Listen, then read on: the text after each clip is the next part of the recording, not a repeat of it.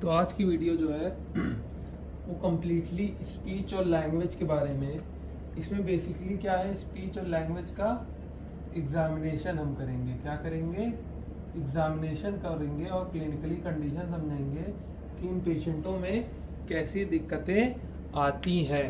ठीक है, तो उसको समझने के लिए हमको पूरा हर चीज़ समझनी पड़ेगी कि स्पीच क्या होती है, लैंग्वेज क्या होती है, पूरा एक पाथवे कैसा होता है। ठीक है, इतनी सी सिंपल सॉर्टेड सी बात हम लोग को समझनी पड़ेगी। ठीक, तो जैसे ही मैंने किसी पेशेंट से पूछा कि तुम्हारा नाम क्या, फॉर एग्जांपल मैंने कोई भी क्वेश्चन, इवन आप लोग भी अगर सुन रहे हैं तो मैंने किसी से कुछ पूछा या कुछ बोला किसी को, ठीक, तो जैसे ही मैं कुछ बोलूँगा तो सबसे पहला क्या होगा? हियरिंग होगी। क्या होगी? आपने सुन लिया, पहली चीज होगी। दूसरी चीज क्या होगी? हियरिंग कहाँ पे जाएगी? प्राइमरी ऑडिटरी कॉर्टेक्स में चली गई। ठीक, प्राइमरी ऑडिटरी कॉर्टेक्स में चली गई। इसके बाद कहाँ जाएगी हियरिंग जो आपने सुना? ठीक, प्राइमरी ऑडिटरी कॉर्टेक्स के बाद वर्निक एरिया में जाएगी। कहाँ पे जाएगी? वर्निक एरिया में जाएगी। ठीक है, वर्निक एरिया में चली गई। ठीक, उसके बाद कहाँ जाएगी? वर्निक एरिया के बाद, वर्निक एरिया के बाद ब्रोका एरिया में जाएगी। ठीक है, ब्रोका एरिया में जाएगी। ठीक, उसके बाद कहाँ जाएगी? ब्रोका एरिया के बाद, ब्रोका एरिया के बाद जाएगी मोटर कॉर्टेक्स में। कहाँ पे जाएगी? मोटर कॉर्टेक्स पे। और उसके बाद कहाँ पे जाएगी यही हियरिंग? कॉर्टिको क्यूबुलर ट्रैक्ट एक जगह होती है, वहां पे जाएगी। कहाँ पे जाएगी? कॉर्टिको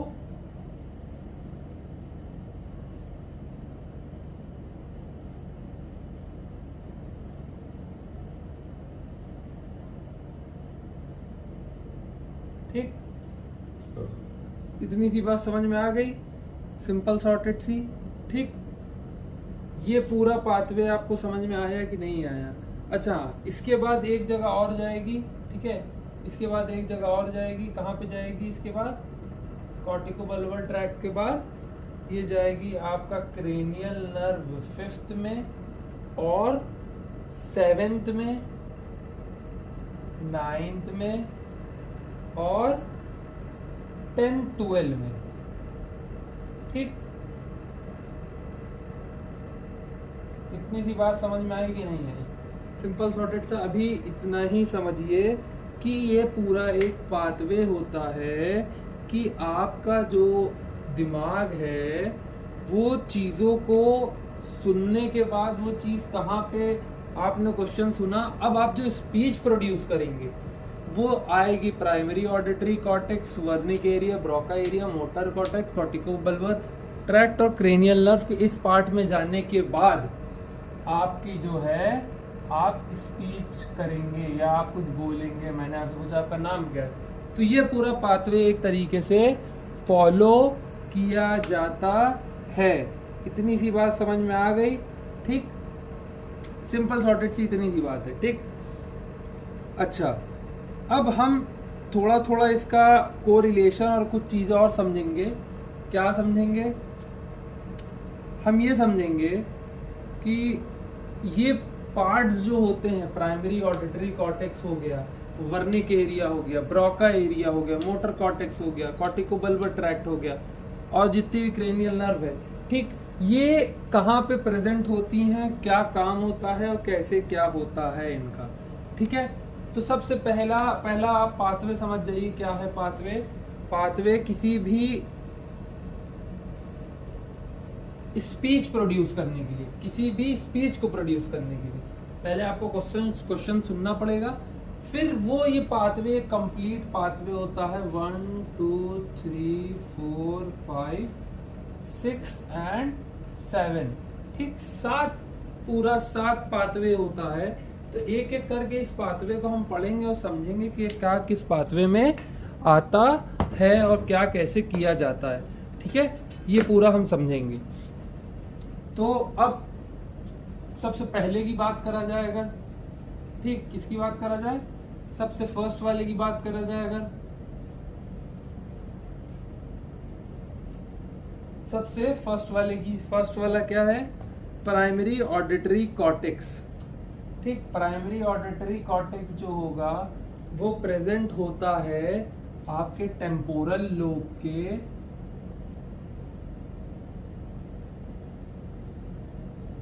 टेम्पोरल लोब में। ठीक है, कहाँ प्रेजेंट होगा, आपके टेम्पोरल लोब में प्रेजेंट होगा। ठीक, और सुपीरियर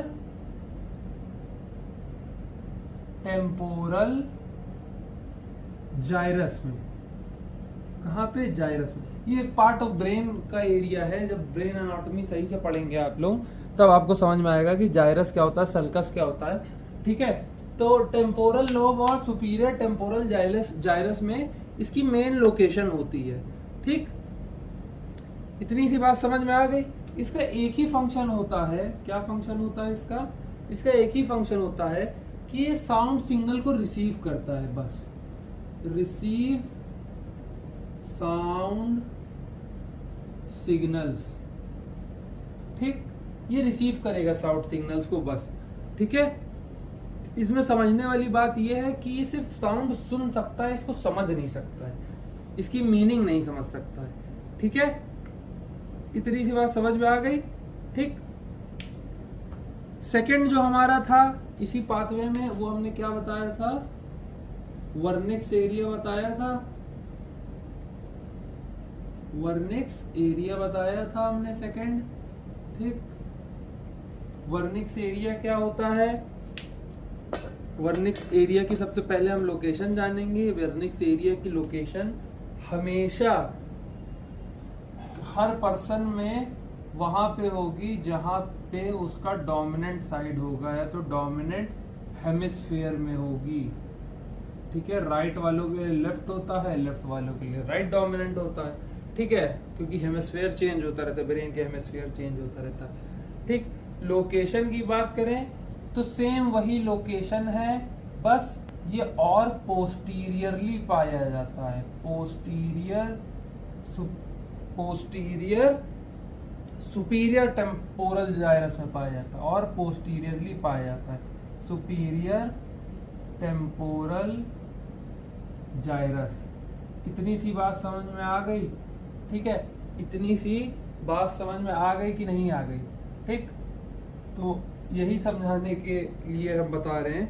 ठीक, तो इसकी लोकेशन, दो लोकेशन होती है। ठीक है, तीसरी भी होती है, दो इंपॉर्टेंट है तो दो समझ जाइए। तीसरी को आप कह सकते हैं, तीसरी कौन सी लोकेशन है, ब्रॉडमैन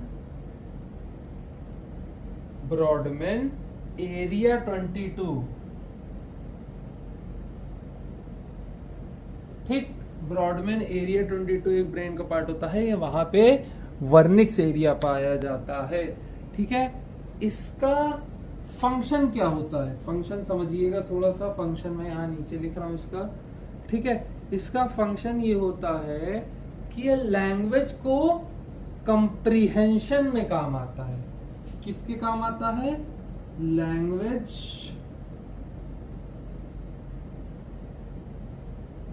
कॉम्प्रीहेंशन के काम आता है। ठीक, और किसके काम ये आता है, ये आता है किसी भी साउंड की मीनिंग को कन्वर्ट करने के लिए, साउंड इनटू मीनिंग। ये साउंड तो आवाज तो आ रही है, फॉर एग्जांपल आप चाइनीज में कुछ सुनेंगे तो आपको आवाज तो आ रही है कुछ ना कुछ, पर आपको उसकी मीनिंग नहीं पता है ना।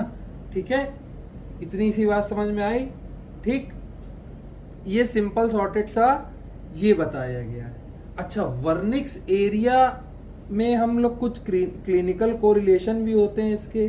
ठीक है, तो उसको साथ लेते हुए चलेंगे। क्लिनिकल कोरिलेशन या दिक्कतें आने की वजह से क्या चीजें होती हैं, क्लिनिकल कोरिलेशन, सीसी लिखा है तो क्लिनिकल कोरिलेशन है, इसको थोड़ा सा समझिएगा। इसका क्लिनिकल कोरिलेशन या इसकी बीमारी को क्या कहते हैं। तो वर्निक एरिया में अगर कभी आपको लीजन हो जाता है इन पोस्टीरियर सुपीरियर टेम्पोरल जाइरस या तो डोमिनेंट हेमिस्फीयर में या टेम्पोरल लोब में, ठीक, तो आपको कौन सी दिक्कत होगी? आपको होगी वर्निक्स एफेजिया। आपको क्या होगा? वर्निक्स एफेजिया हो जाएगा, ठीक। वर्निक्स एफेजिया में क्या होगा? वर्निक्स एफेजिया में dominant temporal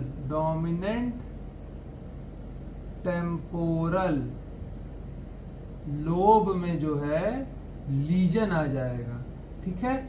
dominant temporal lobe में लीजन आ जाएगा।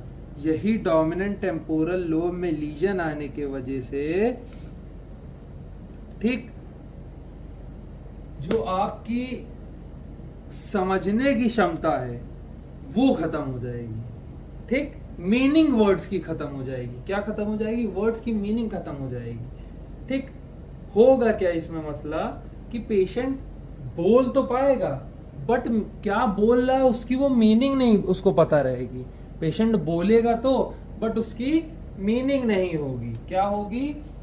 Speaks but meaning is lost. इतनी सी बात समझ में आई? बोल तो पाएगा बट मीनिंग जो है वो लॉस्ट हो जाएगी, ठीक है। इतनी सी बात आपको सिंपल सॉर्टेड से समझ में आई। फॉर एग्जाम्पल, आपने पेशेंट से पूछा कि तुम्हारा नाम क्या है, तो वो क्या कहेगा कि वो कुछ भी आंसर देने लगेगा, दिस दैट ये वो नाम नहीं बता पाएगा अपना, ठीक। तो इस बीमारी में क्या होगा कि जो है आपकी स्पीच जो है वो तो फ्लुएंट रहेगी, आप झमाझम बोल लेंगे, कोई मसला नहीं है। खराब क्या होगा? आपकी लैंग्वेज एबनॉर्मल हो जाएगी, ठीक। तो इतनी सी बात सिंपल सॉर्टेड सी समझ में आई कि नहीं आई कि आपकी लैंग्वेज जो है वो एबनॉर्मल हो जाएगी। क्यों हो जाएगी उसकी वजह मैंने समझा दिया है, ठीक। आपको अगर डोमिनेंट टेम्पोरल लोब में कोई लीजन होता है तो वर्निक्स एफेजिया हो जाएगा, जिसके वजह से आप जो बोलेंगे तो बोल तो बहुत धड़ धड़ धड़ धड़ लगातार लेंगे, ठीक है। बोलने की स्पीड में कोई दिक्कत नहीं आएगी, स्पीच की फ्लुएंसी में कोई दिक्कत नहीं आएगी, पर जो बोलेंगे, जो लैंग्वेज बोलेंगे या जो वर्ड्स को कंबाइन करके बोलेंगे वो एबनॉर्मल हो जाएगा। इतनी सी बात समझ में आई, ठीक। अब वर्निक्स एरिया के बाद हमने क्या पढ़ा था? वर्निक्स एरिया के बाद एसोसिएशन कॉर्टेक्स था। क्या था? एसोसिएशन कॉर्टेक्स था। फर्स्ट समझ गए, सेकंड समझ गए। हियरिंग के बाद क्या होता है? स्पीच के दौरान प्राइमरी ऑडिटरी कॉर्टेक्स, ये सब पूरे समझ गए, ठीक। अब हम नेक्स्ट पे मूव करेंगे, थर्ड पाथवे पे मूव करेंगे और उसकी भी कुछ क्लिनिकल कोरिलेशन समझाएंगे कि अगर उसमें दिक्कत आ जाती है तो क्या कैसे चीजें होती हैं, ठीक है। थर्ड हमारे पास क्या है? एसोसिएशन कॉर्टेक्स, ठीक। एसोसिएशन कॉर्टेक्स, एसोसिएशन कॉर्टेक्स जो होता है वो हमारे ब्रेन को किसी भी रिस्पॉन्स के लिए एक फॉर्मुलेट रिस्पॉन्स बनाता है। एक मतलब एक ये समझिए कि जो भी रिस्पॉन्स देना है उसको फॉर्मुलेट करने का काम करता है। क्या करता है? फॉर्मुलेशन ऑफ रिस्पॉन्सेस, ठीक। फॉर्मुलेशन ऑफ रिस्पॉन्सेस, ठीक। जैसे मैंने आपसे आपका नाम पूछा तो आप वो फॉर्मुलेशन करने के लिए, वो सोचने के लिए कि आपका नाम क्या है, ठीक है। अब फॉर एग्जांपल कहीं पे आपका कुछ और नाम है, कहीं पे कुछ और नाम है, घर पे नाम अलग है, बाहर नाम अलग है, तो वही को फॉर्मुलेट करने के लिए कि कहाँ पे मुझे क्या नाम बोलना है, घर वाला नाम बोलना है, बाहर वाला बोलना है, वो काम जो होगा वो एसोसिएशन कॉर्टेक्स में होगा, ठीक है। इतनी सी बात समझ आ गई कि ये कहाँ पे होता है। ठीक, अब हम चौथे एरिया पे मूव करते हैं जिसे हम क्या कहेंगे, ब्रोका एरिया। हम लोग ने वर्निक्स पढ़ लिया, अब हम एसोसिएशन पढ़ लिया, अब हम आए हैं ब्रोका एरिया पे। ब्रोका एरिया का काम क्या होता है, ब्रोका एरिया जो होता है वो हेल्प करता है क्या कन्वर्ट करने में हेल्प करता है, कन्वर्ट थॉट इनटू स्पीच। जो मैंने सोचा, अब मुझे नेक्स्ट वर्ड क्या बोलना है, ठीक, मुझे नेक्स्ट वर्ड क्या बोलना है, उसी के थॉट को स्पीच में कन्वर्ट करता है। ठीक है, ब्रोका एरिया। ठीक, इतनी सी बात समझ में आ गई कि ये कन्वर्ट करेगा किसी भी थॉट को जो मैंने सोचा है स्पीच में। ठीक, ये नॉर्मल कन्वर्ट करेगा थॉट को स्पीच में। ठीक, इसको एक तरह से कह सकते हैं कि ये प्रोग्रामिंग ऑफ स्पीच में मदद करता है। या किसमें, अब स्पीच आ रहा है तो इसको क्या कहेंगे, मोटर प्रोग्रामिंग ऑफ स्पीच। ठीक, मोटर प्रोग्रामिंग ऑफ स्पीच में ये काम आता है। ठीक है, सिंपल सॉर्टेड सा। इतनी बात आप लोगों को समझ में आ रही है कि नहीं आ रही है? ठीक है, अब ये पाया कहा जाता है या कहाँ पे होता है? अभी तक हम लोगों ने जो पढ़ा था, स्टार्टिंग के दो एरिया जो पढ़ा था, जो कि वर्निक्स था और प्राइमरी ऑडिटरी कॉर्टेक्स था, वो कहाँ पे था? वो था सुपीरियर और पोस्टीरियर साइड में। तो ये कहाँ पे हो जाएगा? ये इंफीरियर हो जाएगा, इंफीरियर और फ्रंटल जाइरस में। ये इंफीरियर और फ्रंटल जाइरस में होता है। ठीक है, जाइरस में होता है। ठीक, और ये कहाँ पे होता है? ये भी एक तरह से डोमिनेंट हेमिस्फीयर में प्रेजेंट होता है। अगर पेशेंट राइट का डोमिनेंट है तो उसका लेफ्ट हेमिस्फीयर ज्यादा एक्टिवेटेड रहेगा, लेफ्ट का है तो राइट ज्यादा एक्टिवेटेड हेमिस्फीयर रहेगा। ठीक है, तो डोमिनेंट हेमिस्फीयर में रहेगा। और तीसरा एरिया जो है वो है ब्रॉडमैन एरिया। तीसरा एरिया जो है वो है, नेक्स्ट ही लाइन पे लिख देता हूं, तीसरा एरिया जो है वो है ब्रॉडमैन एरिया 40 मेरे ख्याल 44 और 45 में होता है। ठीक है, किसमें होता है? 44 और 45 होता है। ब्रॉडमैन में एरिया 44 और 45 में ये प्रेजेंट होता है। ठीक है, इतनी सी बात समझ गए? तो ब्रोका एरिया का काम क्या होता है? ये किसी भी थॉट को स्पीच में कन्वर्ट करता है, कन्वर्ट करेगा किसी भी थॉट को स्पीच में। ये थॉट प्रोसेसिंग में काम नहीं आता है, ये सिर्फ कन्वर्जन में काम आता है। ये बात ध्यान रखिएगा, सिर्फ कन्वर्ट करने में काम में आता है बस। ठीक है, अब इसका एग्जाम्पल एक दे के समझा जाएगा। तो एग्जाम्पल में ये समझिए कि जैसे मैंने आपसे पूछा तुम्हारा नाम क्या है, तो आप क्या कहोगे? मेरा नाम आनंद है, मेरा नाम अभिषेक है, मेरा नाम XYZ कुछ भी है, आप कहोगे ना। तो ये जो मेरा नाम अभिषेक है, इसकी अरेंजमेंट को या इसी की स्पीच प्लानिंग को, ठीक है, वो वर्ड्स को, अरेंजमेंट को ही ब्रोका एरिया संभालता है। क्या संभालता है? ब्रोका एरिया संभालता है। ठीक, इतनी सी बात समझ में आ गई, क्लियर कट सी। ठीक, इसका क्लिनिकल कोरिलेशन समझिएगा कि आपको अगर ब्रोका एरिया के रीजन में कोई लीजन हो जाता है तो आपको क्या दिक्कत आ सकती है। इस बीमारी को क्या कहेंगे हम? Broca aphasia. Broca aphasia. Broca aphasia, aphasia में क्या हो जाएगा? ब्रोका एफेजिया में पेशेंट को जवाब पता रहेगा। देखिए क्या क्या पता रहेगा? पेशेंट को क्या जवाब देना है ये पता रहेगा। मैंने उससे नाम पूछा, उसको ये पता है कि मुझे ये बोलना है कि मेरा नाम दानिश है। ठीक, उसको ये बोलना है मेरा नाम दानिश है, मेरा नाम अभिषेक है, उसको ये बोलना है पेशेंट को, ठीक है। बट वो पेशेंट जो है वो अंडरस्टैंड भी कर लेगा, वो जानेगा भी सब कुछ, बट एक fluent speech not able for fluent speech, एक फ्लुएंट स्पीच नहीं दे पाएगा। इतनी सी बात समझ में आ गई कि नहीं आई? ठीक है, तो पेशेंट को आंसर पता होगा, पेशेंट की अंडरस्टैंडिंग रहेगी, पर पेशेंट तब भी एक फ्लुएंट स्पीच नहीं दे पाएगा। ठीक है, उससे मैंने पूछा तुम्हारा नाम क्या, वो कहेगा अभिषेक, नाम अभिषेक ऐसे, मेरा नाम ऐसे करके, मतलब वो प्रोसेस नहीं कर पाएगा। ठीक है, प्रोसेस कह रहा हूं, वो कन्वर्ट नहीं कर पाएगा किसी भी थॉट को एक स्पीच प्लान में, कि उसको लाइन बाय लाइन क्या चीजें बोलनी है। ठीक, इतना समझ गए 4 एरिया के बारे में। अब हम नेक्स्ट पे मूव करते हैं। ठीक,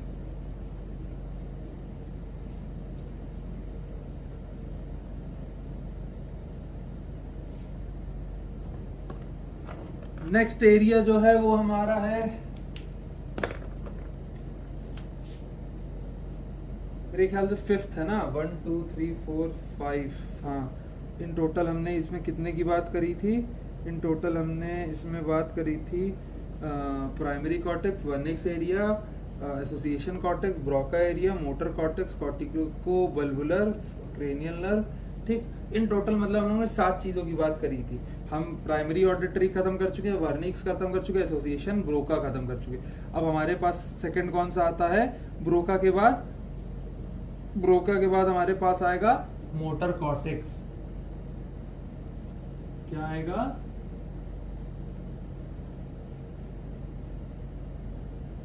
मोटर कॉर्टेक्स आएगा। ठीक है, मोटर कॉर्टेक्स आएगा।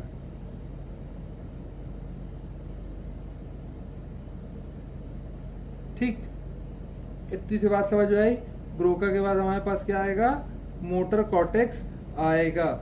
ठीक है, ये सिंपल सॉर्टेड सा बता रहे हैं। इसमें मोटर कॉर्टेक्स में, मोटर कॉर्टेक्स जो होता है ये कभी भी हमारी स्पीच को जो है फेस एरिया या प्राइमरी मोटर कॉर्टेक्स में कैसा, मतलब कोई स्पीच है तो यह हेल्प करेगा वहां की muscle, activate muscle for producing that speech. अब आपको बहुत जोर से बोलना है तो तब दूसरी मसल इन्वॉल्व होगी, धीरे से बोलना है तो दूसरी मसल इन्वॉल्व होगी, कुछ और बोलना है तो दूसरी मसल इन्वॉल्व होगी। ठीक है, तो ये क्या करेगा? जो आपकी मसल होगी उनको एक तरह से एक्टिवेट करेगा किसी भी स्पीच के टाइम पे। ठीक है, activate muscle for producing that speech. इतनी सी बात समझ में आ गई?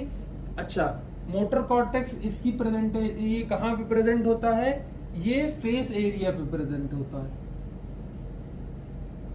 ये फेस के सारे एरियाज पे प्रेजेंट होता है। ठीक, इतनी सी बात।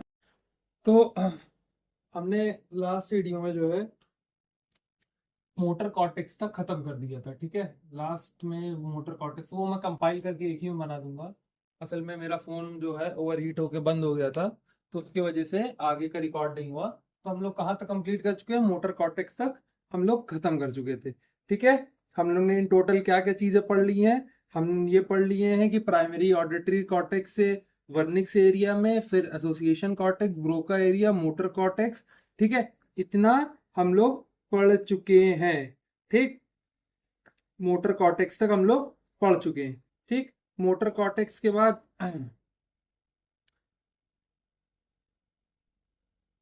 अब इसके बाद जो है वो हम कंटिन्यू क्या करेंगे, हम ये जानेंगे कि क्रेनियल नर्व कौन कौन सी इन्वॉल्व होती है किस तरीके की स्पीच में। ठीक है, कौन कौन सी क्रेनियल नर्व का इन्वॉल्वमेंट होता है किस तरीके की स्पीच में। फॉर एग्जाम्पल, अगर हम क्रेनियल नर्व 5th उठाएं, ठीक है, तो 5th किसके लिए होगी? जॉ के मूवमेंट के लिए होगी। तो ऐसे ही 5th है, 7th है, 9th है, 10th है, और कौन सी है? 12th है। ठीक, तो ये इन टोटल जो है 5 क्रेनियल नर्व हमारे में इन्वॉल्व हो रही है। तो फिफ्थ जो होगी वो किसके लिए होगी? जॉ के मूवमेंट के लिए इन्वॉल्व हो रही है, ठीक, जॉ मूवमेंट कराने में काम कर रही है। सेवेंथ किस लिए हो रही है? लिप्स में आ रही है, लिप्स का मूवमेंट कराने में। नाइन्थ क्या हो रही है? फेरिंग्स में आ रही है, ठीक। टेंथ किस में आ रही है? लैरिंग्स में आ रही है, ठीक, लैरिंग्स। और एक एरिया होता है पेलेट, ठीक है, पेलेट जो एरिया होता है मुंह के ऊपर वाले एरिया को पेलेट कहते हैं, ठीक है। और 12 जो है वो टंग के मूवमेंट में आ रही है। तो एक स्पीच प्रोड्यूस करने के लिए ये सारी क्रेनियल नर्व्स हमारी नेसेसरी होती हैं। ये टोटल 5 होती हैं, तो ये बात ध्यान में रखिएगा आप लोग, ठीक है। इतनी सी बात इन टोटल समझ में आ गई कि नहीं आ गई? ठीक। अब चलिए हम जो है नेक्स्ट मूव करते हैं।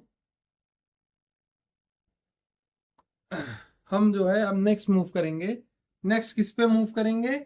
हम मूव करेंगे स्पीच एग्जामिनेशन पे या तो स्पीच पे, ठीक है। एग्जैक्टली स्पीच होता क्या? अभी तो हमने समझा कि कैसे क्या हो रहा था, अब हम थोड़ा समझेंगे कि स्पीच होता क्या है। स्पीच होता क्या है, क्या होता है स्पीच, ठीक। अब हम समझेंगे स्पीच क्या होता है, ठीक। तो इसको कह सकते हैं ये एक मोटर एक्सप्रेशन है, मोटर एक्सप्रेशन फॉर लैंग्वेज, ठीक, मोटर एक्सप्रेशन फॉर लैंग्वेज, ठीक। इतनी सी बात समझ में आ गई, ठीक। और ये सिंपल सॉर्टेड सी डेफिनेशन है इसकी, ठीक। अब इसमें हम नेक्स्ट मूव करेंगे, कौन कौन से कंपोनेंट्स इन्वॉल्व होंगे स्पीच में, कंपोनेंट्स ऑफ स्पीच, ठीक है। हम कंपोनेंट कौन कौन से इन्वॉल्व हो रहे हैं इसमें, हम ये समझने की कोशिश करेंगे। तो इन टोटल जो होते हैं इसमें 5 कंपोनेंट्स होते हैं। कितने होंगे? 5 कंपोनेंट्स ऑफ स्पीच होते हैं, ठीक। चलिए मूव करते हैं। पहला कंपोनेंट जो होता है स्पीच का वो होता है क्या? रेस्पिरेशन, रेस्पिरेशन होता है, ठीक। दूसरा क्या होगा? दूसरा होगा फोनेशन, ठीक। अभी हम सबको एक एक करके एक्सप्लेन करेंगे। तीसरा क्या होगा? रेजोनेंस, ठीक, रेजोनेंस। रेजोनेंस एक फेनोमेना भी होता है फिजिक्स में, जहां किसी भी ऑब्जेक्ट की फ्रीक्वेंसी प्रोड्यूस फ्रीक्वेंसी के बराबर हो जाती है। जैसे आपने कोई फ्रीक्वेंसी निकाली अपने मुंह से, कोई भी ऑब्जेक्ट से कोई फ्रीक्वेंसी निकल ली है, तो अगर वो मार्कर की फ्रीक्वेंसी के बराबर हो जाएगी तो उसी फेनोमेना को क्या कहते हैं? रेजोनेंस कहते हैं, ठीक है। फोर्थ जो होगा वो क्या हो जाएगा? आर्टिकुलेशन, ठीक है। ये कंपोनेंट्स ऑफ स्पीच हैं कि एक स्पीच जो है इन टोटल कैसे काम करती है या कैसे बताई जाती है। लास्ट में जो है वो प्रोसिडी है, ठीक है। तो अब चलिए एक एक को एक्सप्लेन करते हैं और एक एक को समझते हैं कि कौन सी क्या होती है, ठीक है। 5 कंपोनेंट्स ऑफ स्पीच इतना समझ गया, ठीक। अब चलिए ये बताते हैं क्या होता है। रेस्पिरेशन जो होता है किसी भी स्पीच को डिलीवर करने के रेस्पिरेशन बहुत जरूरी होता है। रेस्पिरेशन क्यों जरूरी होता है? क्योंकि उसी एयर फ्लो की वजह से, उसी एयर फ्लो की वजह से एनर्जी जो है वो निकलती है स्पीच के लिए, ठीक। एयर फ्लो एनर्जी जो होगी, एयर फ्लो की वजह से एनर्जी की स्पीच हमारी बनेगी, ठीक। इसके बाद जो कुछ पेशेंट में ये देखा गया है जिनको अक्सर करके स्पाइनल कॉर्ड की इंजरी हो जाती है, तो स्पाइनल कॉर्ड की इंजरी में उन पेशेंट में रेस्पिरेटरी वॉल्यूम कम हो जाता है। रेस्पिरेटरी वॉल्यूम कम क्यों होगा? रेस्पिरेटरी वॉल्यूम इसलिए कम होता है क्योंकि जो है उनकी रेस्पिरेटरी मसल वीक हो जाती है, रेस्पिरेटरी मसल वीक हो जाती है, ठीक है, वीक हो जाती है। रेस्पिरेटरी मसल वीक हो गई उनकी, ठीक। अब रेस्पिरेटरी मसल वीक होने की वजह से इन पेशेंट की जो वॉल्यूम होती है, कोई भी स्पीच को प्रोड्यूस करने की स्पीच वॉल्यूम जो होती है, आवाज मतलब जो जिसे वॉल्यूम बढ़ाना कहते हैं या वॉल्यूम ऑफ साउंड कहते हैं, तो वो कम हो जाएगी। क्या कम हो जाएगी? स्पीच वॉल्यूम कम हो जाएगी, ठीक है। तो एयर फ्लो इन टोटल क्या काम करता है, एक एनर्जी प्रोवाइड करता है किसी को किसी भी स्पीच में वो करने के लिए, क्या करने के लिए, वॉल्यूम के लिए, ठीक। फोनेशन जो होगा, फोनेशन जो फिनोमेना होता है वो किसी स्पीच में क्या करता है, ये फोनेशन जो होती है एक तरह की टोन होती है, एक तरह से वो समझ जाइए, एक फिनोमेना होता है, ये मेनली प्रोड्यूस करा जाता है कहाँ पर से, वोकल कॉर्ड से, प्रोड्यूस्ड बाय वोकल कॉर्ड्स, ठीक। वोकल कॉर्ड से ये सब प्रोड्यूस किया जाता है, ठीक। अच्छा, अच्छा, इसमें इन्वॉल्वमेंट किस चीज का रहता है, किन बीमारियों में देखा गया, जैसे यहाँ पे स्पाइनल कॉर्ड इंजरी हमारी बीमारी थी, तो यहाँ पे जो बीमारी होती है उसे क्या कहते हैं, लैरिंजियल नर्व पाल्सी, या तो रिकरेंट लैरिंजियल नर्व पाल्सी कहते हैं, ठीक है। इतनी सी बात समझ में आ गई। तो इस बीमारी में अक्सर करके होता क्या है कि पेशेंट जो है उसके मेनली जो है इस नर्व पाल्सी की वजह से वेगस नर्व इफेक्ट हो जाती है। कौन सी nerve, vagus nerve, vagus nerve effect हो जाता है। आपको पता है वेगस नर्व किसकी है, क्रेनियल नर्व, 10th में आती है वेगस नर्व। तो अब वेगस नर्व इफेक्ट होने की वजह से, cranial nerve 10th, vagus nerve effect होने की वजह से पेशेंट में, इन पेशेंटों में जिनको रिकरेंट लैरिंजियल नर्व पाल्सी है, इन पेशेंट में ये देखा गया है कि आवाज में होर्सनेस आ जाएगी, HORS, ठीक है, होर्सनेस नॉइज आने लगेगी, मतलब एक तरह का बैकग्राउंड नॉइज आने लगेगी जब भी वो बात करेंगे, तो उस उनकी आवाज में ऐसे करके होर्सनेस आने लगेगी, ठीक है। तो ये फोनेशन होता है, फोनेशन कहाँ से, वोकल कॉर्ड से प्रोड्यूस होता है, और इनकी बीमारी की वजह से होर्सनेस ऑफ नॉइज आने लगेगी, ठीक। इतनी सी बात समझ में आई।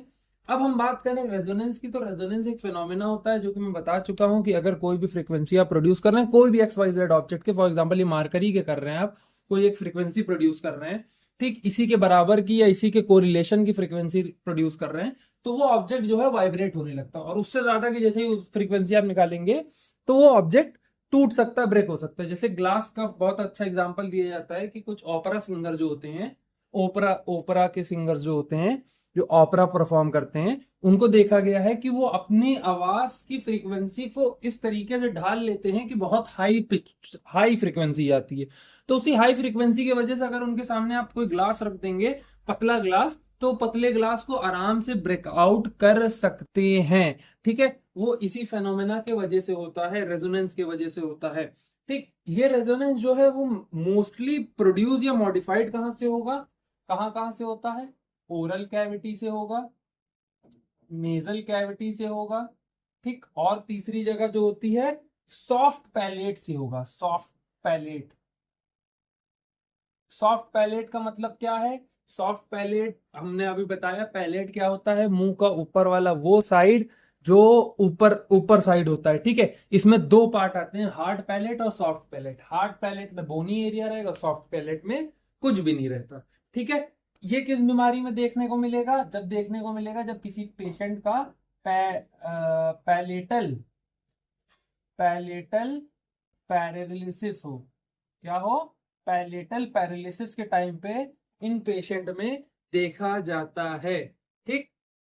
इतनी सी बात समझ गए।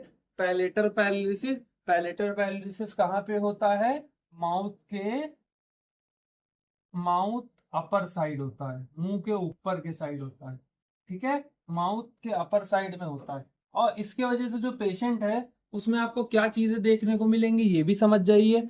ये पेशेंट में आपको जो पैलेटल पैरालिसिस के साथ आएगा उसमें हाइपर नेजल स्पीच देखने को मिलेगी, क्या मिलेगी, hyper nasal speech. Hyper nasal speech का मतलब होता है वो स्पीच जिसमें नेजल कैविटी का इन्वॉल्वमेंट ज्यादा होने लगे, नाक से बोलना जिसे कहते हैं, ठीक है। ये सिंपल सॉर्टेड सी बात समझ में आई, ठीक। अब आर्टिकुलेशन की बात करें तो आर्टिकुलेशन जो है, ये आर्टिकुलेट करना, किसी भी स्पीच को आर्टिकुलेट करना मतलब जोड़ने का काम कौन कौन करता है, या इनका प्रोडक्शन, ये आर्टिकुलेट पूरी स्पीच जो है वो जुड़ती कहाँ पे है, वो कहाँ पे जुड़ेगी, टंग में जुड़ेगी, ठीक है, सिंपल सा कोई दिमाग नहीं लगाना। और किसके मूवमेंट से होगी? लिप्स के मूवमेंट से होगी। और क्या मूव करा के हम स्पीच को निकाल सकते हैं? जॉ के मूवमेंट से। ठीक, तो ये 3 के मूवमेंट से बेसिकली आपको ये देखने को मिलेगा। अच्छा, अब बात करें अगर इनकी प्रेजेंटेशन की, इनकी बीमारी की, तो इनमें जो है उन पेशेंट में जिसको हाइपोग्लॉसल में नर्व लीजन हो जाएगा, हाइपोग्लॉसल एरिया, हाइपोग्लॉसल उसमें नर्व में, ठीक है, लीजन हो जाएगा। हाइपोग्लॉसल नर्व की लीजन के टाइम पे इन पेशेंटों में ये देखा गया है। ठीक है, तो आर्टिकुलेशन का मतलब समझ गए? आर्टिकुलेट करना मतलब क्या होता है? आर्टिकुलेट करना मतलब ये होता है कि किसी भी स्पीच को जोड़ना। इनको जोड़ने का काम हमारी टंग्स, लिप्स और जॉ करेंगे। ठीक है, और जो हाइपोग्लॉसल नर्व लीजन के टाइम पे क्या होगा? हाइपोग्लॉसल नर्व लीजन के टाइम पे ये होगा कि पेशेंट को आर्टिकुलेशन करने में दिक्कत आएगी। और हाइपर ग्लॉसल नर्व लीजन जो होता है, आपको पता है, क्रेनियल नर्व 12 को हाइपोग्लॉसल कहते हैं। ठीक है, इतनी सी बात समझ में आ गई। इसमें पेशेंट क्या कंप्लेन करेगा? इसमें पेशेंट ये बोलेगा कि वो आर्टिकुलेट नहीं कर पा रहा है, स्पीच को आर्टिकुलेट नहीं कर पा रहा है। तो इसको क्या लिख सकते हैं? इम्प्रेसाइज। ठीक है, इम्प्रेसाइज, प्रिसाइज मतलब सही से, इम्प्रेसाइज मतलब उतना सही से नहीं, इम्प्रेसाइज आर्टिकुलेशन। ठीक, ज्यादा प्रिसाइज आर्टिकुलेशन कर ही नहीं पाएगा। इतनी सी बात समझ में आ गई कि नहीं है? अब नेक्स्ट मूव करते हैं हम लोग फिफ्थ पे। फिफ्थ कौन सा है? प्रोसोडी। प्रोसोडी, प्रोसोडी क्या होता है? प्रोसोडी जो है वो एक तरह की रिदम और मेलोडी होती है। रिदम और मेलोडी तो नहीं, रिदम ज्यादा वो समझिए कि जैसे मेरे बोलने का तरीका अलग होता है, एक रिदम में मैं बोल रहा हूँ, किसी और के बोलने का तरीका अलग होता है, एक रिदम में होता है। ठीक है, तो इसी को क्या कहते हैं? प्रोसोडी कहते हैं। ठीक है, ये किन पेशेंट में आपको या किन बीमारी में देखने को मिलेगा? ये देखने को मिलेगा पार्किंसन डिजीज के टाइम पे। किसके टाइम पे? पार्किंसन डिजीज के टाइम पे देखने को मिलेगा। ठीक, पार्किंसन डिजीज के टाइम पे ये जब आपको देखने को मिलेगा, तो इन पेशेंट में ये देखा गया है कि इन पेशेंट का जो वो होता है, क्या होता है? स्पीच होती है, वो हम इससे पहले हम पढ़ा चुके हैं शायद। तो वो स्पीच कैसी हो जाएगी? मोनोटोनस स्पीच हो जाएगी। कौन सी स्पीच हो जाएगी? मोनोटोनस स्पीच हो जाएगी, कि सिंगल ही टोन वो स्पीच पे निकाल पाएंगे। तो इतनी सी बात समझ में आई आपको अभी तक पूरी की पूरी, कि स्पीच हमने समझा, स्पीच क्या होता है, और स्पीच के कंपोनेंट समझे कि स्पीच के कंपोनेंट क्या होते हैं। ठीक है, इतनी सी सिंपल सॉर्टेड सी बात थी, कोई उतना कॉम्प्लिकेशन नहीं था। इसको एक बार और रिवाइज करा दे रहे हैं। रिवाइज इस तरीके से करा रहे हैं, ये समझ लीजिए कि रेस्पिरेशन जब हो रहा है, रेस्पिरेशन की वजह से एयर फ्लो, रेस्पिरेशन की वजह से ही एनर्जी जा रही है स्पीच के लिए। अगर रेस्पिरेशन ना होगा तो एयर फ्लो के लिए एनर्जी नहीं जाएगी, और जो वाइब्रेटिंग मॉलिक्यूल है वो भी ट्रैवल नहीं कर पाएंगे, क्योंकि वैक्यूम में साउंड नहीं एग्जिस्ट करता है। सिंपल सॉर्टेड सी बात। ठीक, अब हम बात करें स्पाइनल कॉर्ड इंजरी के टाइम पे इन पेशेंट में क्या हो जाएगा? रेस्पिरेटरी मसल की वीकनेस हो जाएगी, जिसके वजह से उनकी स्पीच की वॉल्यूम जो है, आवाज जो है, स्पीच में जो आवाज तेज धीरे आती है वो कम हो जाएगी। फोनेशन जो होता है वो वोकल कॉर्ड से प्रोड्यूस होता है, और ये उन पेशेंट में मतलब इसके दिक्कत आने के वजह से कौन सी बीमारी होगी? Recurrent laryngeal nerve palsy. ठीक है, ये लैरेंजियल नर्व पाल्सी होगी जब जब वेगस नर्व में कोई पाल्सी हो जाए। और इन पेशेंट में देखा गया है कि इनमें होर्स नॉइज देखी जाती है। ठीक है, थर्ड की बात करें रेजोनेंस की। रेजोनेंस एक ऐसा फिनोमेना होता है फिजिक्स का जिसमें दो ऑब्जेक्ट की फ्रीक्वेंसी सेम जब हो जाती है, उसको रेजोनेंस कहा जाता है। ठीक है, ये रेजोनेंस जो है वो प्रोड्यूस होता है हम लोग की बॉडी में ओरल कैविटी, नेजल कैविटी और सॉफ्ट पैलेट में। सॉफ्ट पैलेट की बात करें तो दो टाइप के पैलेट होते हैं। मुंह का ऊपर का साइड को पैलेट कहा जाता है, और ये दो टाइप के होते हैं, हार्ड और सॉफ्ट। तो सॉफ्ट पैलेट से भी ये रेजोनेंस प्रोड्यूस होता है। अब ये पैलेटल पैरालिसिस में क्या होगा कि पेशेंट जो है वो हाइपर नेजल स्पीच देने लगेगा। कैसी स्पीच देने लगेगा? नाक से बोलने लगेगा। ठीक है, अब चौथे पे आए आर्टिकुलेशन पे। आर्टिकुलेशन की अगर हम बात करें तो आर्टिकुलेशन में क्या होता है, किसी स्पीच को जोड़ने को आर्टिकुलेशन कहते हैं। ठीक है, ये स्पीच जो है ये कंपाइल होती है, जुड़ती है टंग्स, लिप्स और जॉ की मदद से। ठीक है, और ये उन बीमारी में देखा गया है जिसमें हाइपोग्लॉसल नर्व का लीजन हो जाता है। ठीक है, हाइपोग्लॉसल कौन सी नर्व होती है, क्रेनियल नर्व 12th होती है। और इसमें जो पेशेंट होता है वो स्पीच को सही से आर्टिकुलेट नहीं कर पाता, जोड़ नहीं पाता है। ठीक, प्रोसोडी की जहां बात करें, प्रोसोडी एक ऐसा फिनोमेना होता है जो रिदम और मेलोडी के लिए डिपेंडेंट होता है। ये किन पेशेंट में डिस्फंक्शन देखने को मिलेगा, पार्किंसन के पेशेंट में डिस्फंक्शन देखने को मिलेगा। और इनके पेशेंट जो होते हैं वो सिंगल टोन में बात करेंगे, तो इसी को क्या कहा गया है, मोनोटोनस स्पीच कहा गया है। ठीक, इतनी सी क्लियर कट सी बात समझ में आई कि नहीं आई। ठीक, अब हम मूव करते हैं नेक्स्ट पे। नेक्स्ट क्या होगा, अब हम स्पीच के कंपोनेंट समझ गए, पूरी स्पीच समझ गए। ठीक, अब स्पीच में कोई डिसऑर्डर भी होगा, तो अब इन डिसऑर्डरों को समझेंगे लाइन से। अभी तो हमने कंपोनेंट्स के डिसऑर्डर समझे थे, अब हम स्पीच के डिसऑर्डर समझेंगे। ठीक है, ठीक, तो स्पीच के डिसऑर्डर को, स्पीच के disorder is known as dysarthria. ठीक, क्या होगा स्पीच का डिसऑर्डर, डिसआर्थरिया। ठीक है, क्या कहेंगे उसको, डिसआर्थरिया। किसी पेशेंट में अगर स्पीच का डिसऑर्डर आपको देखने को मिल रहा है due to weakness in coordination या स्पीच मसल को ना कंट्रोल कर पाने के वजह से, तो उसको क्या कहेंगे, डिसआर्थरिया कहेंगे। इतनी सी बात समझ में आ गई। ठीक, अब हम डिस्कस करेंगे थोड़ा सा और डेप्थ में जाके कि किन पेशेंट में डिसआर्थरिया, आप समझ गए।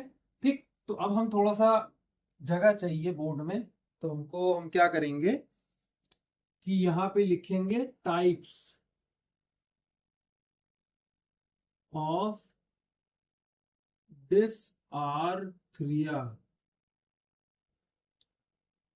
ठीक, टाइप्स ऑफ डिसआर्थरिया। ठीक है, तो जो सबसे पहला टाइप होगा वो कौन सा होगा, फ्लैसिड होगा। फ्लैसिड डिसआर्थरिया कहते हैं इसको। ठीक है, फ्लैसिड। ठीक, तो हमको ये समझना जरूरी है कि फ्लैसिड डिसआर्थरिया में होता क्या है। देखिए, फ्लैसिड डिसआर्थरिया में जो आपकी स्पीच है उसमें बस आप कीवर्ड याद रखिए कि स्पीच बहुत हवा वाली हो जाएगी। हवा वाली का मतलब ये है कि स्पीच के दौरान बहुत पेशेंट में हवा, मतलब स्पीच के दौरान हा हा हा हा हा, अच्छा ऐसा हुआ, ऐसे करके, मतलब बहुत ब्रीजी स्पीच हो जाएगी। ठीक है, और क्या हो जाएगी, वीक हो जाएगी। ठीक, और क्या हो जाएगी, पेशेंट नेजली बोलने लगेगा। ठीक है, इतनी सी बात तीन समझ में आई। ठीक, सिंपल सॉर्टेड तीन बातें। ठीक, इसमें अच्छा ये किस वजह से होता है, किस वजह से ये होगा, वजह ये जब होगा जब लोअर मोटर न्यूरॉन में लीजन हो, उस टाइम पे होगा। और कब होगा, जब क्रेनियल नर्व 9th जो है उसमें लीजन हो तब होगा। क्रेनियल नर्व 10th में लीजन होने की वजह से होगा, और 12th में लीजन होने की वजह से होगा। ठीक, इतनी सी बात समझ में आ गई कि किन किन एरिया के लीजन्स में ये देखा जाता है। ठीक है, अब डिजीज समझ जाइए। तो इन पेशेंटों को मोस्टली जो होता है वो होता है बल्बर पाल्सी। क्या होगा, बल्बर पाल्सी हो जाएगा।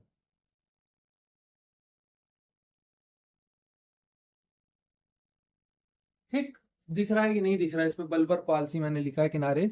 ठीक है, तो एक सेकंड, हाँ, ठीक है, बल्बर पाल्सी हो जाएगा। इन पेशेंटों को क्या होगा, बल्बर पाल्सी हो जाएगा। ठीक, तो ये सिंपल सॉर्टेड सा, तो ये सिंपल सॉर्टेड सा हमारा ये था। ठीक, कि फ्लैसिड डिसार्थीरिया में, डिसार्थीरिया क्या होता है, स्पीच के डिसऑर्डर को डिसार्थीरिया कहते हैं। इनमें टोटल जो है 5 टाइप आते हैं, 6 टाइप भी मान लीजिए, छठा टाइप जो होता है वो मिक्स टाइप का होता है। तो पहला टाइप हमने फ्लैसिड पढ़ लिया, इसमें ब्रीथी, वीक और नेजल में आएगी। लीजन होगा लोअर मोटर न्यूरॉन में लीजन, क्रेनियल नर्व 9th में, 10th में, 12th में होगा। किस बीमारी में देखा जाता है मेजॉरिटी? बल्बर पाल्सी में देखा जाता है। ठीक है, ठीक, इतनी सिंपल सॉर्टेड सी बात समझ में आई। सेकंड पे मूव करें अगर हम, फ्लैसिड डिसार्थरिया हो गया। सेकंड कौन सा है हमारे पास? सेकंड है स्पास्टिक।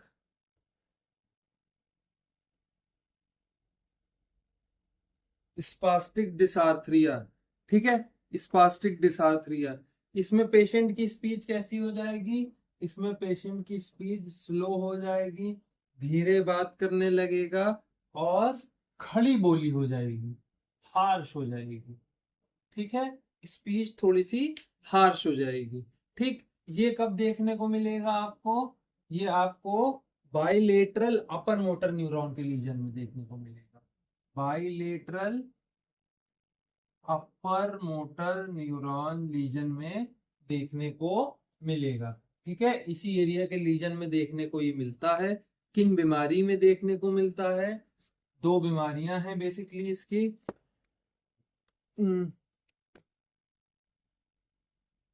हाँ, दो बीमारियां हैं इनकी। पहली बीमारी जो है वो स्ट्रोक है, दूसरी बीमारी जो है वो स्यूडो बल्बर पाल्सी है। स्यूडो बल्बर पाल्सी है। ठीक है, अभी मैं दोनों का डिफरेंस आपको समझा दूंगा, स्यूडो बल्बर में और बल्बर पाल्सी में डिफरेंस समझा दूंगा। ठीक है, तो इतनी सी बात समझ में आई। ठीक, अब हम तीसरे तरह की डिसार्थरिया की बात करते हैं, स्पीच डिसऑर्डर की बात करते हैं।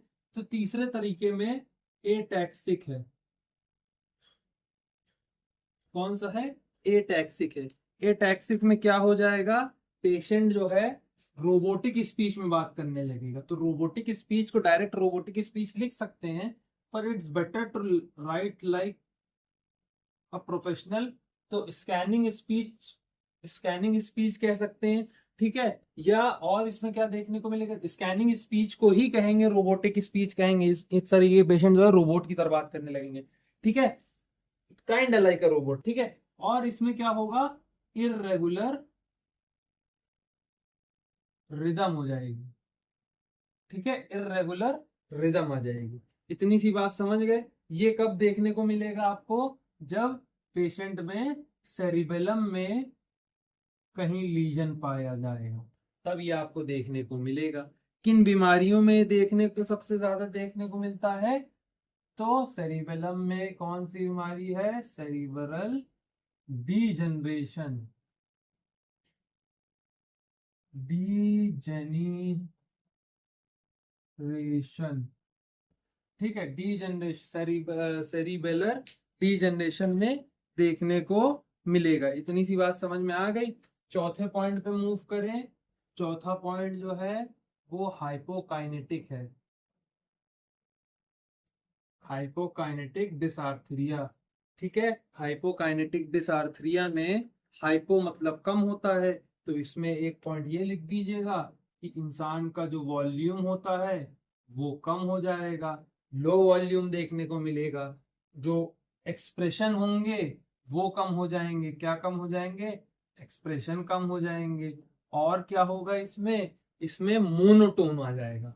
मोनोटोन आ जाएगा, सिंगल टोन में बात करेगा। ठीक है, मोनोटोन आ जाएगा। कब के लीजन में ये देखा जाता है? ये उन पेशेंट में देखा जाता है जिनके बेसल गैंग्लिया में लीजन है। बेसल गैंग्लिया के लीजन में देखा जाता है। बेसल गैंग्लिया में अगर कोई मसला आता है तो एक ही बीमारी दिमाग में आनी चाहिए, वो है पार्किंसन डिजीज। ठीक है, इतनी सी बात समझ में आ गया। अगर आपको मोनोटोन, लो एक्सप्रेशन और बेसल गैंग्लिया के लीजन में कोई बीमारी पूछी जा रही है तो वो होगी पार्किंसन डिजीज। और उस तरीके को डिसार्थरिया को कहेंगे हाइपोकाइनेटिक डिसार्थरिया। इतनी सी बात समझ में आ गई। अब हाइपो की बात हो गई है तो हाइपर की भी बात कर लेते हैं। Hyper kinetic. ठीक है, हाइपर में क्या हो जाएगा? हाइपर में इसी का जो है अपोजिट चलने लगेगा। ठीक है, अपोजिट एक तरह से कंप्लीट अपोजिट नहीं चलता। मसला ये होता है हाइपर काइनेटिक में अक्सर करके अनप्रिडिक्टेबल चीज हो जाती, कभी तेज बोलेगा, कभी धीरे बोल देगा, कभी नॉर्मल स्पीच चल रही है, कभी बहुत तेज बोल देगा, कभी धीरे बोल देगा। तो वेरिएबल आ जाते हैं, स्पीच में वेरिएबल आ जाते हैं, अनप्रेडिक्टेबल हो जाता है, स्पीच वेरिएबल आ जाते हैं। ठीक है, इतनी सी बात समझ में आई। ठीक, ये कब होगा? ये बेसिकली एक बीमारी होती है हंटिंगटन डिजीज, उसमें होगा। ठीक है, हंटिंगटन डिजीज एक तरह की ऑटो इम्यून डिजीज है जो कि HTT जीन के म्यूटेशन से होती है। किसके म्यूटेशन से? HTT जीन के म्यूटेशन से होती है। तो किन बीमारियों में ये देखा जाएगा? ये जब देखा जाएगा जब पेशेंट को हंटिंगटन डिजीज हो, डिस्टोनिया हो, या तो कोरिया हो। के वाला कोरिया नहीं, सी वाला है। ठीक है, कोरिया हो। तो इतनी बेसिक सी बात आप लोगों को समझ में आ गई कि नहीं आ गई? ठीक, किसी भी पेशेंट में अगर आप ये चीजें देख रहे हैं तो आपको ये समझना जरूरी है कि ये होता क्यों है। ठीक है, अब मैंने हंटिंगटन समझा दिया, डिस्टोनिया में टोन कम हो जाएगी। कोरिया एक तरह का बीमारी होती है, ठीक है, न्यूरोलॉजिकल बीमारी होती है, इसमें पेशेंट जो है इरेगुलर मूवमेंट करेगा, कभी कभी नाचने लगेगा, कभी हाथ पैर हिलाने लगेगा। ठीक है, तो इसको कोरिया का मतलब ही इसीलिए उठाया गया है, कोरिया का मतलब होता है डांस। ठीक है, तो इसीलिए इसको कहा गया कोरिया, क्योंकि इसमें जो है अनप्रेडिक्टेबली कभी भी डांस पेशेंट करने लगेगा, हाथ पैर हिलाने लगेगा। तो ये in total 5 type of dysarthria हमने समझ लिया। ठीक, in total 5 type of dysarthria समझ लिया। डिसआर्थरिया क्या होता है? Speech disorder is known as dysarthria. ठीक है, स्पीच के डिसऑर्डर को डिसआर्थरिया कहेंगे। 5 तरीके की डिसआर्थरिया हमने समझ लिया, किन कंडीशन में होंगे, किन के लीजन की वजह से होंगे, ये भी समझ लिया। ठीक, अब जो हम नेक्स्ट पे मूव करेंगे वो, अब देखिए स्पीच एग्जामिनेशन अब आप तो कर सकते हैं, आपको किस तरीके की स्पीच किन पेशेंट में देखने को मिलेगी या किसके वजह से होगी ये भी पता चल जाएगा, क्योंकि आपको कंपोनेंट वाला पूरा मैंने इससे पहले समझा दिया है। ठीक है, जब मैंने कंपोनेंट वाला आपको पूरा समझा ही दिया है तो आपको ये पता चल जाएगा कि इसका दिक्कत कहाँ पे, अगर हाइपर नेजल है तो कहाँ पे, अगर इसकी वजह से है तो कहाँ पे। तो मैंने ऐसे कर करके आपको समझा दिया। ठीक है, मैंने टाइप भी समझा दी, किन तरीके के आते हैं डिसऑर्डर, उनके मतलब भी समझा दिए। जैसे स्कैनिंग का मतलब रोबोटिक होता है, हार्श का मतलब जो होता है खड़ी बोली होती है, ब्रीदी का मतलब भी समझा दिया कि बोलते टाइम बहुत ज्यादा एयर इनटेक करना, या तो बहुत ज्यादा आ, ह ह ऐसे करके हा वाली जो चीजें हैं, हवा हा वाली जो चीजें हैं वो किसी भी वर्ड में ऐड करने को ब्रीथी स्पीच कह दिया जाएगा। हाइपोकाइनेटिक हाइपरकाइनेटिक समझ गए हैं, किन बीमारियों किन लीजन की वजह से भाई, ये समझ गए। अब हम स्पीच एग्जामिनेशन एक तरह से हमको जानने की जरूरत भी नहीं ना, क्योंकि हम डिफ्रेंशिएट कर सकते हैं कि इन पेशेंट को क्या क्या हुआ है। ठीक है, पर उसके बाद भी अगर हम एक बेसिक से एग्जामिनेशन की बात करें कि सर ये एग्जामिनेशन हम कैसे करेंगे, पेशेंट आया, देखिए पहली बात तो ये समझिएगा, इस स्पीच के जितने भी एग्जामिनेशन है वो ऑब्जर्वेशन पे होते हैं। कैसे होते हैं? ऑब्जर्वेशन पे होते हैं। स्पीच एग्जामिनेशन हमेशा जो है, स्पीच एग्जामिनेशन हमेशा जो है वो किस पे चलेगा? ऑब्जर्वेशन पे चलेगा। किस पे चलेगा?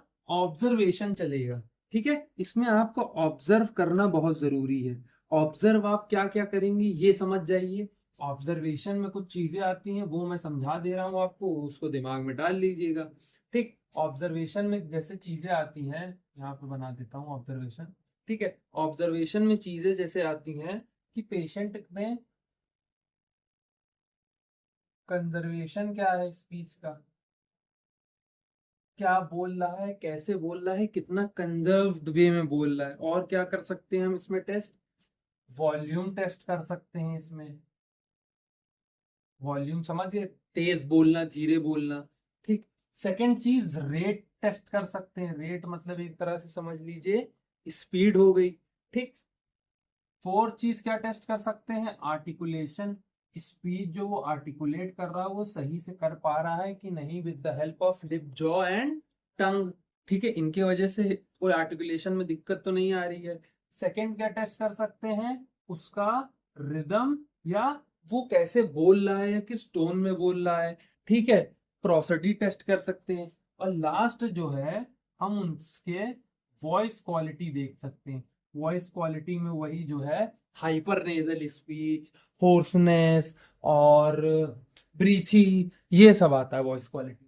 तो इन सिंपल से ये समझ गए कि वॉइस क्वालिटी में कैसी होगा, कैसी क्वालिटी की वॉइस है, नाक से बोल रहा है, ज्यादा सांस लेके बोल रहा है, कैसे बोल रहा है, रिदम कैसा है उसका, ठीक है, वो आर्टिकुलेट कैसे कर रहा है स्पीच, वो किस स्पीड में बोल रहा है किसी भी स्पीच को, उसका वॉल्यूम हाई है या लो है, वो कंजर्व कर पा रहा है स्पीच को, नहीं कर पा रहा है। तो ऑब्जर्वेशन में इन टोटल यही सब चीजें होती हैं, ठीक है। आप स्पीच एग्जामिनेशन हमेशा देख के होता है, आपको देखना पड़ेगा, सुनना पड़ेगा पेशेंट को, ऑब्जर्व करना पड़ेगा कि कैसे वो बोल रहा है, बात कर रहा है, ठीक है। बाकी अगर कोई टेस्ट की बात करें तो एक कहा जाता है, एक टेस्ट है कि इसमें पेशेंट को लगातार आ बोलने को बोलो, ठीक है, आ बोलने को बोलो। तो इससे क्या पता चल जाता है, इससे पता चल जाएगा पेशेंट का फोनेशन, ठीक है। इससे फोनेशन पता चलने का कैसे, क्या रीजन है, ये भी मैं समझा दे रहा हूँ। फोनेशन ऐसे पता चल जाएगा क्योंकि ये पेशेंट जो होते हैं, जैसे फोनेशन जो होता है, फोनेशन फिनोमेना आप समझ ही गए। फोनेशन क्या होता है, वोकल कॉर्ड से निकलता है। तो जब भी आप आ बोलेंगे तो वोकल कॉर्ड से निकलेगा। तो अगर आप सही से आ सस्टेन्ड बोल पा रहे हैं, लगातार बोल पा रहे हैं बहुत देर तक, 5-7 सेकंड 10 सेकंड बोल पा रहे हैं, तो इसका ये मतलब है कि आपका फोनेशन का कोई मसला नहीं है, ठीक है। अगर इसमें मसला आता तो आपको रिकरेंट लैरेंजियल नर्व में लीजन हो जाता। सिंपल सॉर्टेड सी बात है, ठीक। अब अगर हम नेक्स्ट की बात करें तो नेक्स्ट हमारे पास जैसे ट्रिपल मतलब आ करके टेस्ट था, ठीक। उसके बाद हम क्या कहेंगे, उसके बाद हम काउंटिंग करा सकते हैं पेशेंट को। देखिए आपको मेन ऑब्जर्वेशन ही एक एग्जामिनेशन है, ये सबसे वैसे ही जनरल चीजें हैं, ठीक है। ऑब्जर्वेशन में क्या हो जाएगा, कंटिन्यूटी आपको पता चल जाएगी, पेशेंट कंटिन्यूटी में बोल पा रहा है कि नहीं बोल पा रहा। क्योंकि जब आप काउंटिंग कराएंगे उससे कहेंगे 1 से 50 तक गिनो, तो 1 2 3 4 5 6 7 8 9 10 11 ऐसे अगर लगातार बोल रहा हो तो उसकी कंटिन्यूटी अच्छी है, उसको कोई मसला नहीं है। अगर कंटिन्यूटी ब्रेक हो रही है तो सिंपल सॉर्टेड से आप समझ जाइएगा कि भैया जो है आर्टिकुलेट करने में दिक्कत हो रही है, उसको क्या दिक्कत हो रही है, आर्टिकुलेट स्पीच आर्टिकुलेशन में दिक्कत हो रही है, और कोई दिक्कत हो रही है। यही सेम आर्टिकुलेशन का टेस्ट और कैसे करा सकते हैं आप, रीडिंग करा के एक पैराग्राफ दे दिए, कहिए भैया ले रीड करो। अगर वो सही से आर्टिकुलेट कर ले रहा है तो अच्छी बात है, अगर नहीं कर पा रहा तो उसके आर्टिकुलेशन में दिक्कत है, ठीक है, उसके आर्टिकुलेशन में दिक्कत है। मतलब अब ये रीडिंग ये नहीं कि हिंदी मीडियम का पढ़ा हुआ वो आप उसको इंग्लिश दे रहे हैं, ठीक है, या तो कंप्लीट इंग्लिश का पढ़ो उसको आप हिंदी दे रहे हैं, ठीक है। तो मतलब जैसे मैं भी हिंदी में बहुत अटकता हूँ, तो इसका ये मतलब नहीं ना कि मेरा आर्टिकुलेशन खराब है या मेरा कोई मसला है, ठीक। तो उसके हिसाब से आप जनरलाइज कर सकते हैं कि पेशेंट कैसा है कैसा नहीं है, तो उस हिसाब से आप देख सकते हैं उस चीजों को। फॉर एग्जाम्पल जो न्यूज़पेपर पढ़ने वाला है वो पढ़ ले जाएगा, ठीक है, पर जो हिंदी में न्यूज़पेपर पढ़ता है वो हिंदी में उसको पढ़ाइए, जो इंग्लिश में पढ़ता है उसको इंग्लिश में पढ़ाइए। तो कुल मिला के स्पीच एग्जामिनेशन में ये 3 चीजें आप करा सकते हैं, और भी अपने हिसाब से चीजों को मॉडिफाई करा सकते हैं, पर मेन जो आपका चलेगा, मेन जो आपका वो रहेगा वो हमेशा ऑब्जर्वेशन रहेगा, और ये सारी चीजें रहेंगी, ठीक है। एग्जामिनेशन ये सारी चीजों का रहेगा। अब वो आपको देखना है कि आप उसका एग्जामिनेशन कर कैसे रहे। वॉल्यूम में ये देख सकते हैं आप कि भैया सबसे तेज आवाज में बोलो, सबसे धीरे बोलो, ठीक है। और फिर हो सकता है पेशेंट का कोई अटेंडेंट हो तो उससे पूछिए, अच्छा ये जितनी तेज पहले बोलते थे अब बोल पाते हैं, वो बोलेगा नहीं, तो मसला समझ जाइए वॉल्यूम में। रेट की बात करें, रेट आपको पता ही चल जाएगा किस रेट पे वो रीड कर रहा है। आर्टिकुलेशन की बात करें तो आर्टिकुलेशन मतलब वर्ड्स को वो कैसे जोड़ के बता रहा है।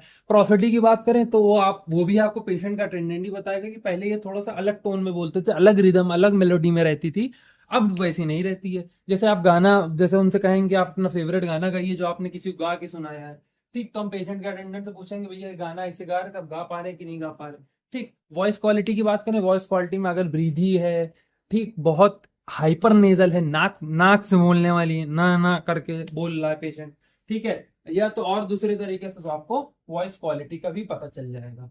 तो ये हमारा सिंपल सॉर्टेड से स्पीच एग्जामिनेशन खत्म हो गया है, ठीक है। तो हम लोग कहाँ पे थे, हम लोग स्पीच में, स्पीच हमने समझा पूरी, किस तरीके से स्पीच निकलती है, कैसे हम स्पीच को एक्सेप्ट, कैसे हम सुन के कुछ स्पीच का करते हैं, हमने पूरा पाथवे समझा, हमने पूरे कंपोनेंट समझे, हमने पूरे डिसऑर्डर समझे, हमने पूरा एग्जामिनेशन समझा।